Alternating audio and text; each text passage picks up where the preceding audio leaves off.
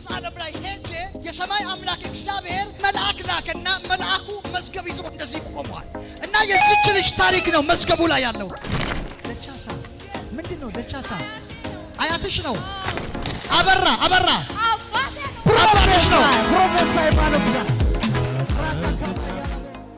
ይኸውልሽ እግዚአብሔር ካለሽ ነገር ጋር አልተገናኘሽም። እግዚአብሔር በልጅነትሽ ካወራሽ ነገር ጋር አልተገናኘሽም። ዘመንሽን ልጅነትሽን በድካም ብቻ እየጨረሽ ነው ያለሽው። ይሄ ለምን ሆነ ብዬ ወደ ኋላ ዞሬ ሳይ በመንፈስ ዓለም የሰማይ አምላክ እግዚአብሔር መዝገብ ከፈተልኝ። አሜን። ኡራላ ሻካራባ ይሄ ደግሞ የሚገርም ነው።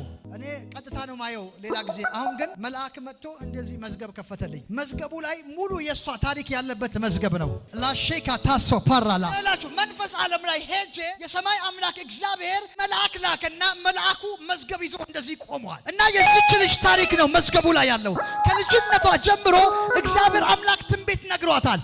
በጣም ትልልቅ ቦታ እንደምትደርስ፣ ነገሮቿ እንደሚቀየሩ፣ ታሪክ እንደሚሆን፣ እንደምታገለግል ብዙ ትንቢቶች ወደ እሷ መጥተዋል። ግን አንዱም ትንቢት አልተሳካም። ነገሮች በሙሉ ተይዞብሽ ነው ያሉት እና ለምንድነው ታዲያ ይሄ ነገር በዚች ብላቴና የተያዘው ብዬ መልአኩን ጠየቅኩት እና ሲያሳየኝ አንድ መዝገብ ላይ አንድ ስም አሳየኝ።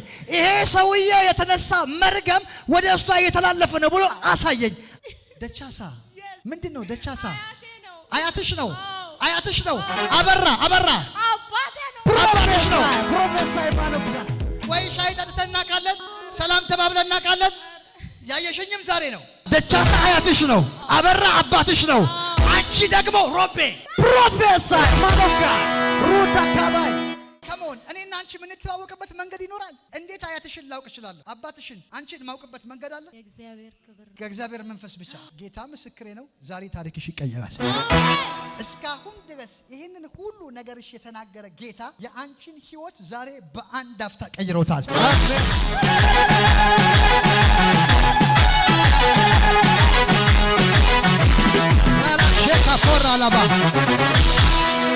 እርግጠኛ ሁኚ ከዚህ ቀን በኋላ በረከቱ ያንቺ ነው። ትመሰክራለሽ። ጌታ እንዲህ ብሎኛል። አዲስ በር፣ አዲስ ፋይናንስ አንቺ ላይ ይመጣል። አሜን። እየሰማሽ ነው? አዲስ ፋይናንስ። አሜን። አካውንትሽ ላይ 66 የሚል አለው። 66 መጨረሻ አካባቢ ላይ 66 ብሎ 5 ብሎ 88 ነው መጨረሻው። ፕሮፌሰር ይሁንለት ይብዛለት የጌታ ከአፈር ላይ የተነሳ ታሪክ ያለው እንደኔ ምስጋና አለ የሚል ካለ ይቁምልኝ ከጎኔ። ክብሬን ስሜን ብጥልለት እምቢ አትበሉ ከጠላቴ ጽኑ ስራት የታለ የሱ ለታ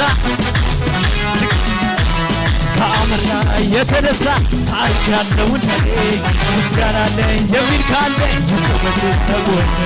ክብሬን ስሜን ብጥልለት እምቢ አትበሉ ከጠላቴ ጽኑ ስራት የሱ ለታ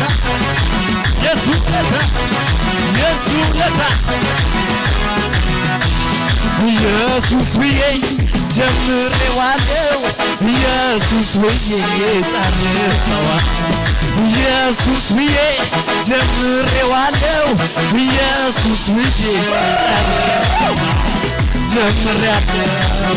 ደስ እጨርሳለሁ፣ ደስ እያለኝ ጀምሬያለሁ፣ ደስ እያለኝ